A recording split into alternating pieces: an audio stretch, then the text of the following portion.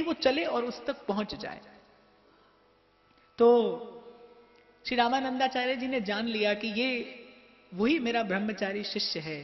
प्रभु की आज्ञा स्मरण में हुई, रामानंदाचार्य जी ने हाथ में लिया बालक को और कहा कि कुछ देर के लिए मुझे एकांत में छोड़ दो, क्योंकि मेरा मंत्र एकांत में कार्य करता है।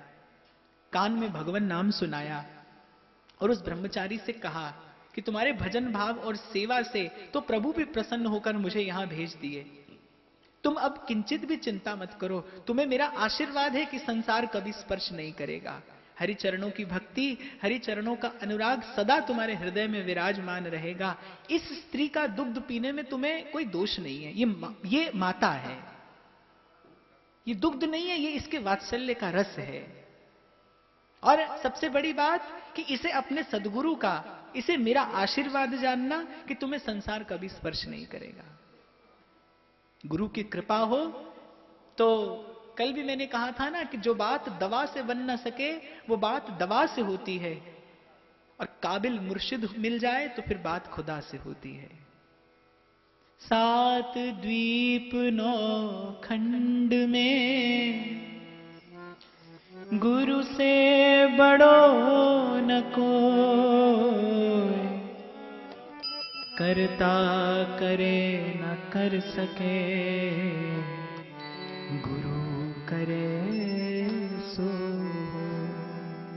एक नहीं अनेक, सहस्रों ऐसे प्रमाण आपको शास्त्रों में, पुराणों में और स्वयं भक्तमाल में मिल जाएंगे कि जब संतों ने अपनी कृपा से अनअधिकारी जीवों को भी भगवत प्राप्ति कराई है। अरे यहां के संतों का तो ऐसा वैभव है, यहां के संतों का तो ऐसा प्रभाव है कि यहां के संतों ने पशुओं पर भी कृपा की है, तो उनको भगवत चरणों का अनुराग प्राप्त हुआ है। कली पावनावतार चैतन्य देव ने तो जड़ पत्थरों से भी हरि नाम की ध्वनि उच्चारण कराई है।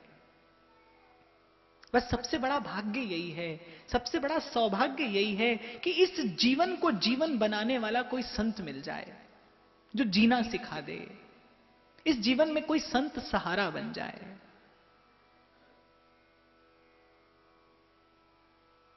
बालक बड़ा होने लगा और अपने यहां कहते हैं ना कि पूत के पांव पालने में ही दिखाई पड़ जाते हैं। बालक की सांसारिक कोई रुचि नहीं, संसार के व्यवहार में कोई रुचि नहीं। हरि नाम प्रिय लगता है, भगवान नाम प्रिय लगता है। जिस प्रकार तुलसी पिछले पाप ते हरि चर्चा न सुहात, उसी प्रकार पूर्व का पुण्य हो, पूर्व का भजन हो तो संसार का व्यवहार छोड़ना नहीं पड़ता, छूट जाता है, बड़े थोड़े से प्रयास से छूट जाता है। इसलिए सब कुछ नष्ट होता है। मीरा कहती हैं, भज मन चरण कमल अविनाशी, जेताई दी से धरण गगन बिच, जेताई दी से धरण गगन बिच, ते ताई सब मिट जासी, भजन चरण कमल अविनाशी। जो यहां पाया है वो सब खो जाएगा, वो नहीं खोएगा तो इस दुनिया की भीड़ भाड़ में तुम खो जाओगे, हम खो जाएंगे। अगर संग रहेगा तो भजन रहेगा, वो कहीं नहीं जाता। खर्चे ना खूटे वा को चोर ना लूटे, और दिन दिन बढ़त सवायो, पायो जी में तो नाम रतन धन पायो। उसका भय नहीं है। तो वो पूर्व की भक्ति, गुरु चरणों की सेवा थी, बढ़ने लगी।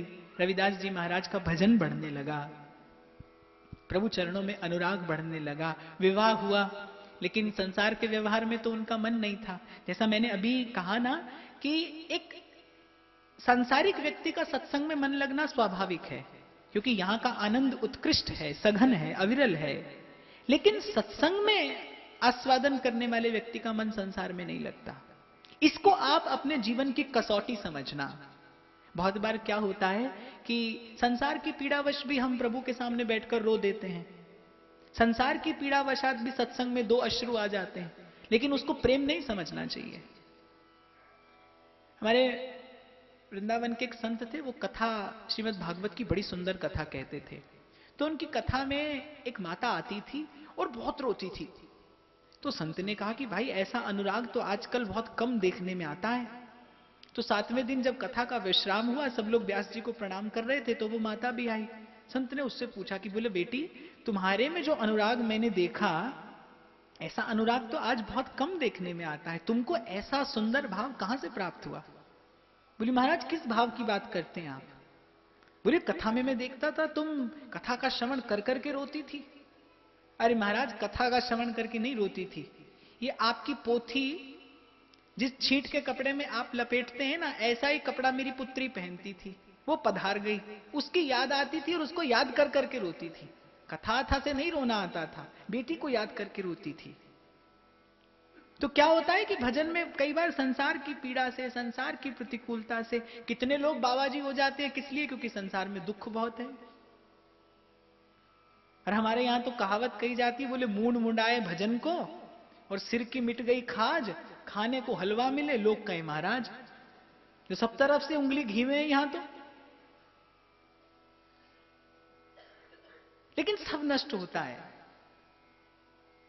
आज जो बीज डाला है, बाबा बुल्ले शाह कहते हैं, जो बीजेंगा साधक चलिया वही वड्डना पैना। आज जो बीज डाला है, कभी ना कभी उसका उत्तर आपको देना पड़ेगा।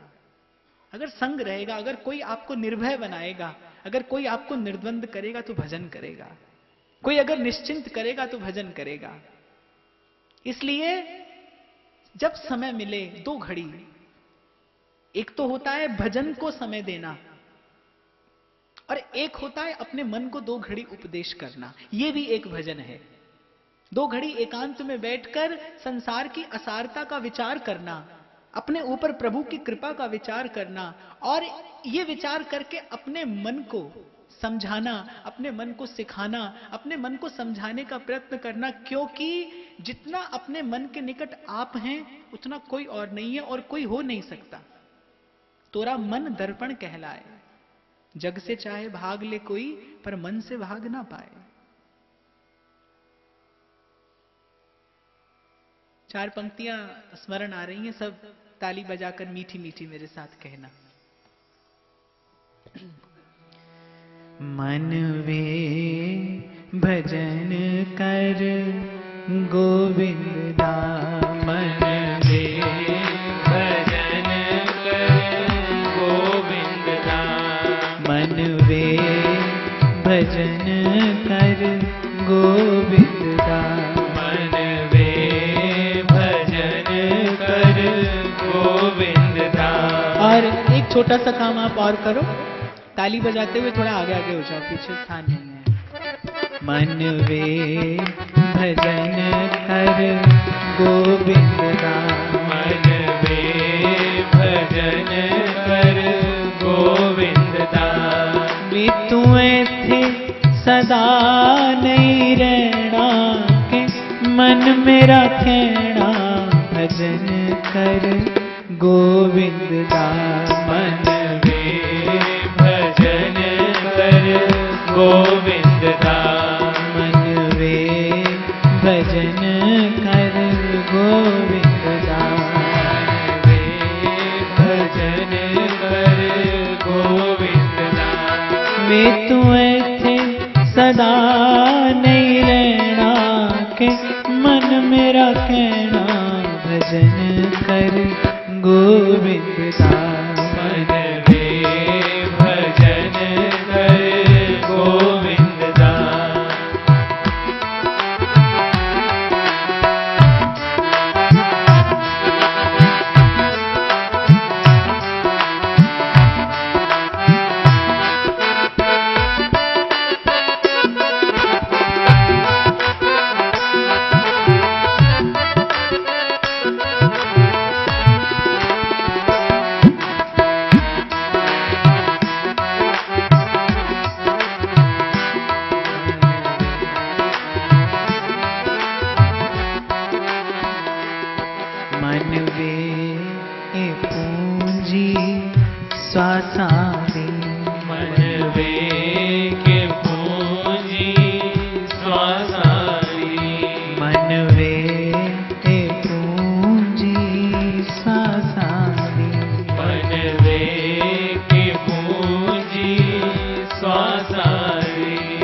मैनू लादे प्रभु दे लेखे, जग पे आवेखे भजन कर गोविंद दास। मन वे भजन कर गोविंद दास, भजन कर गोविंद दास।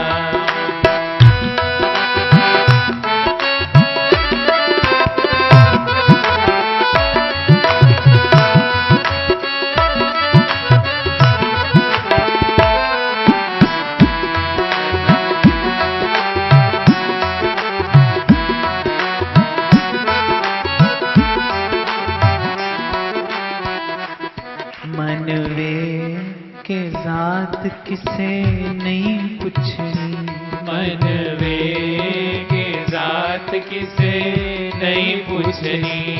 ओथे अमला दे होणगे नवेड़े, समझ मन मेरे भजन कर गोविंद दास। मन वे भजन कर गोविंद दास, मन वे भजन कर गोविंद दास। मन वे भजन कर गोविंद दास। वे तू ऐसे सदा नहीं रहना, के मन मेरा कहना भजन कर गोविंद दास। मन वे भजन कर गोविंद दास, मन वे भजन कर गोविंद दास। मन वे भजन कर गोविंद दास, मन वे भजन कर गोविंद दास। मन वे भजन कर गोविंद दास। विवाह हुआ, लेकिन भक्त पुत्र की वृत्ति संसारी पिता को रुचिकर नहीं लगी।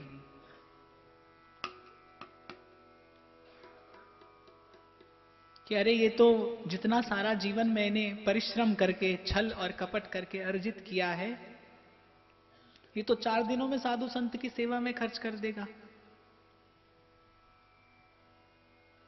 और ये प्रभु की व्यवस्था है कि बाप बड़ा ना भैया और सबसे बड़ा, खैर मैं ऐसा नहीं कहता, मैं कहता हूं सबसे बड़ा कन्हैया। आप रुपया कहते होगे, आपके लिए होगा। तो रविदास जी को सपत्नी घर और संपत्ति से बिलग कर दिया, घर के पिछवाड़े में एक छोटा सा कोना दे दिया। और रविदास जी ने मन में विचारा कि प्रभु की कृपा हुई, आप रूठे और हम छूटे। संसार का जो थोड़ा सा संबंध था प्रभु ने कृपा करके सो भी छुड़ा दिया। जबकि संसार के व्यक्ति की कसौटी इससे नितांत विपरीत होती है। वो जब धन मिलता है, जब संपत्ति मिलती है, जब प्रभुता मिलती है, जब हम संसार में बड़े बन जाते हैं, हम समझते हैं कि तब भगवान की बड़ी कृपा है। पर भगवान की कृपा की कसौटी कुछ और है। और उसमें भी विशेषता जब श्री कृष्ण कृपा करते हैं तो उनकी कृपा का यह स्वभाव है कि श्री ठाकुर जी का तो श्रीमुख वाक्य है कि मैं जिसके जीवन में आता हूं उसका सर्वस्व हरण कर लेता हूं, उसके पास मैं कुछ नहीं रहने देता, क्योंकि मुझे हृदय में धारण करने के लिए संपूर्ण हृदय चाहिए। मन चित्त की एक भी वृत्ति अगर संसार में लगी हो तो प्रभु के भजन में आस्वादन नहीं होता। तो श्री ठाकुर जी पहले जीव को भजन के लिए योग्य बनाते हैं, भजन के लिए तैयार करते हैं। रविदास जी बड़े प्रसन्न हुए कि प्रभु ने कृपा करके मेरा संसार छुड़ा दिया। शाम निवेरो सबसों झगड़ो, पीछे एक छप्पर छवाया और सपत्नीक उसमें रहकर भजन करने लगे। घर के कोने में श्याम सुंदर की एक सुंदर सी प्रतिमा विराजमान की, भजन करते हैं।